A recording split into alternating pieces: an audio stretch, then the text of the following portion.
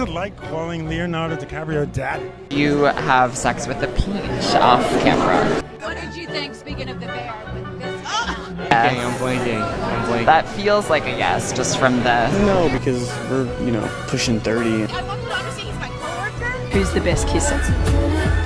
Looks very nice on you. Thank you very much. Do you think it's safe to say that Reed is the first capital D daddy in the MCU? Okay, your reaction when you first saw the naked dance scene at the end of Soul Bites.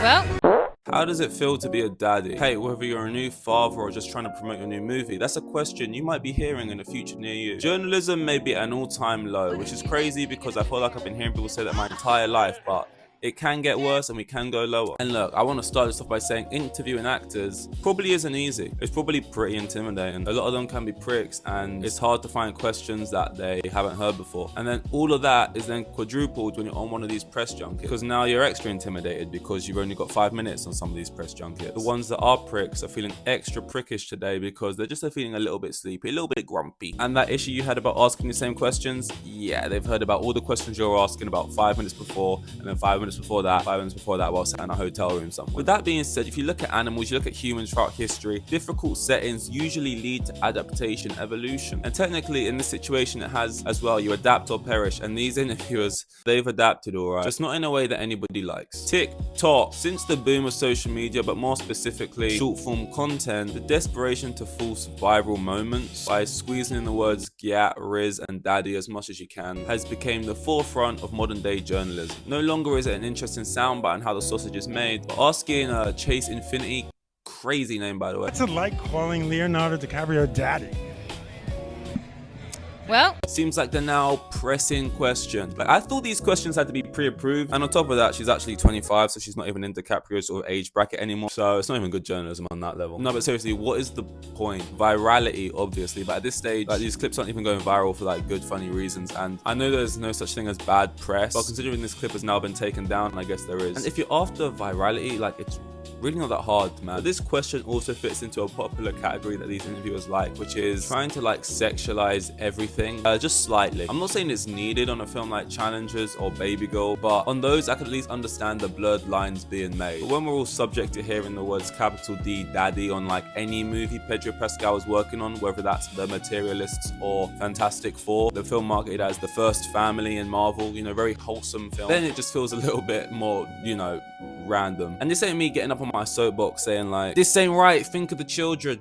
I'm more just saying it's just like random, it's cringe, and you're probably making people slightly uncomfortable. Like, this interviewing style kind of feels like an extension of just parasocial tendencies. We see so much of these actors and partake in so much dialogues about these actors like on social media, that these interviewers are walking into these rooms for these fictionalized versions of these actors that they have in their heads from online Twitter spaces that they spend too much time in, instead of asking about the actual fictional characters that they're playing. Just because you even see someone doing a reading thirst tweets video for like BuzzFeed doesn't mean you should just come up to them out of nowhere with prepared thirst tweets and tell them to read them for you on the spot. Because like I said, outside of just being like, I don't know, slightly inappropriate, it's also just boring. Plenty of other people who'd probably do better things at that time if they was in a position that you're in. And I'm not trying to act like red carpet questions are really going to be the most interesting bits of content you've ever heard at the best of times, but like, they could be better than what they are right now. Better than everyone getting secondhand embarrassment for you being terrible at your job on purpose for views. Because like I said earlier, if it's virality you're after, you really don't have to try that hard. Jake Horowitz, who did an interview with Cillian Murphy for his Sad, Happy, Confused podcast, like, he sits down with Cillian Murphy,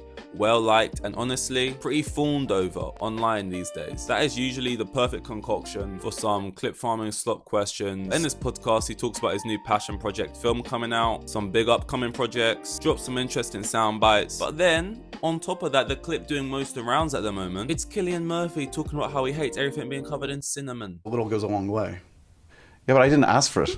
It's him saying how he hates cinnamon. Right, so you can have the best of both worlds. You can have a long form interview, it could even be a shorter form interview, and you talk, you ask the questions, The actor feels satisfied with the time he spent with you. At the end of that interview even, Josh has like a 5-minute segment where he asks just sort of random questions, and that feels earned because he spent the first part of the interview asking him valid questions that now the actor's sort of loosened up a bit and willing to give you those answers and feels a bit more playful with it. And you can still get your little clip that does the rounds on Twitter and gets the company or yourself the views that obviously you need for the job. Like, you can do both things. So in terms of this cringe millennial wolf and Gen Z sheep clothing, it can't get much worse, can it? It can. Yeah, the failure to see that this is like just a job, acting, seems to also lead to a lot of just poor questions. Because essentially asking Andrew Scott if he recognizes Barry Keoghan's dick because Andrew Scott is gay and Barry Keoghan has his dick out in Saltburn, which Andrew Scott has seen, is pretty bottom of the barrel stuff. Yeah, and equally asking Timothy if it's hard to be friends with Tom Holland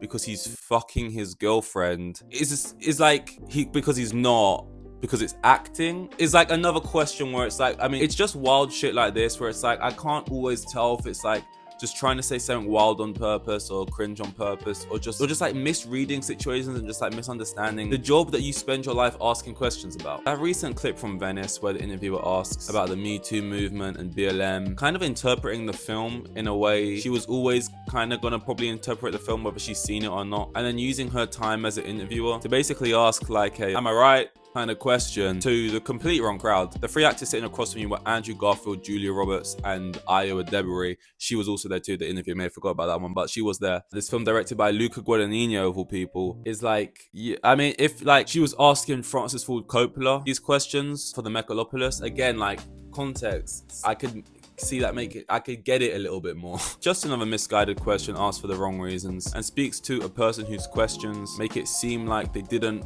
even watch the film, whether they did see it or not see it. No, I think it's actually kind of crazy that like shit interviews have been framed as a big influencer problem. Like it's influencers getting in rooms where people with degrees should be. All I see every day is people who probably have these degrees stoop to a level as they try and pander to an influencer audience. Like, sure, I'm sure there's some influencer interviews out there that are a little bit cringy, but I feel like for the most part, influencers who do get the opportunity to do it would be happy to be in the room and do a better job, maybe not a deep cutting job, but a better job than a lot of these clips I've shown right now. And with all this said though, it's not to say you can't have silly, goofy, dumb questions just for the sake of it. I just think the context matters, who you're asking matters, the movie matters. I mean, I remember on the red carpet for Infinity War, them asking Tom Holland to fuck, marry, kill the Chris's, Evans, Pratt and Hemsworth. He said fuck Hemsworth, marry Pratt and kill Evans, by the way, and he answered it very quickly. But I do see a difference in that and your whole setup approach when Iowa Debris comes past being, I'm gonna show her a picture of Jeremy Allen White in his underwear for Calvin Klein.